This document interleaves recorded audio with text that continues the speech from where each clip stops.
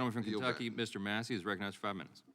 Mr. Seligman, are you familiar with the lawsuit against President Trump where he blocked people on Twitter? Yes. And what, very briefly, as brief as you can state it, what was at issue there? It's been a while since I've looked at the case, so I'll speak from my recollection. So President Trump blocked people on Twitter, and of course, as a private user, if he had not been president, there would be no question that he had the right to do that. And so the question in the case was whether his taking that action while he was president and therefore wielding governmental power amounted to a violation of the First Amendment. And wasn't it a particular issue of the First Amendment that these were constituents who were trying to make their voices heard to the government?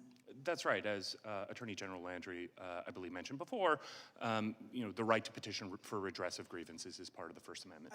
I think it's a very important part of the First Amendment. If you can't communicate with your government, how do you get any redress?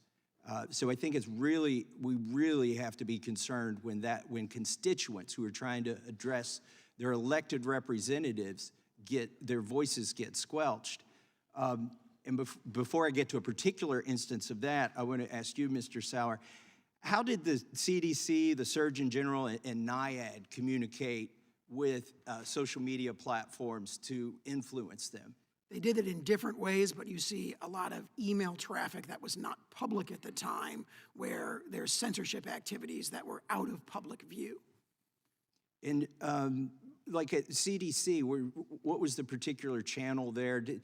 I heard that they had some portal partnership that they could access directly to Twitter. Who were the people involved? That's correct. You see both Twitter and Facebook offering federal officials privilege access to be sort of privileged flaggers of misinformation, using something that Twitter calls the partner support portal and something that the Facebook emails describe as Facebook's misinfo reporting channel. And they assure them, hey, if you go through this process, you'll get very prompt responses. We'll prioritize escalation of your concerns. So the government literally signed up as a partner with the social media companies. I think that's a very fair comment on our evidence. So one other avenue that I want you to tell us about that the government may have had influence is this virality project. Can you tell us what that is and what they do and if they receive taxpayer money? The Virality Project is a kind of consortium of private entities working hand in glove with the federal government. It's really just an extension under a different name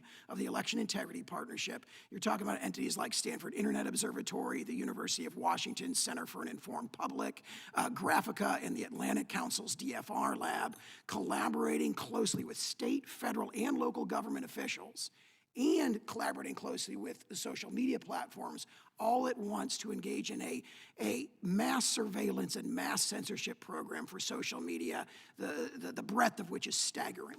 Imagine my surprise when I found out that the Virality Project was targeting my communications in social media with my constituents. In June, they said Representative Massie uses Cleveland Clinic study to allege, counter to CDC guidance, that previously infected people do not need the vaccine. They were concerned that my Fox News interview had gone viral with 393,000 Facebook views. And then finally they said, whether or not this is a case in which scientific consensus is changing.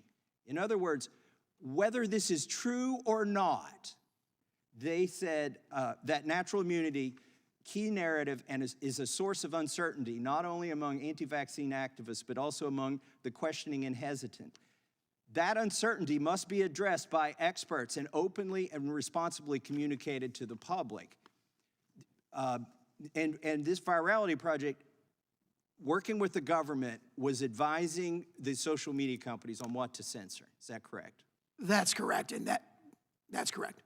So here's what I find disturbing. Not necessarily that my tweets were censored, but if this is one of the tweets where natural immunity is better than vaccine immunity. There were multiple studies supporting that. I had subsequent tweet just like this that referenced those studies.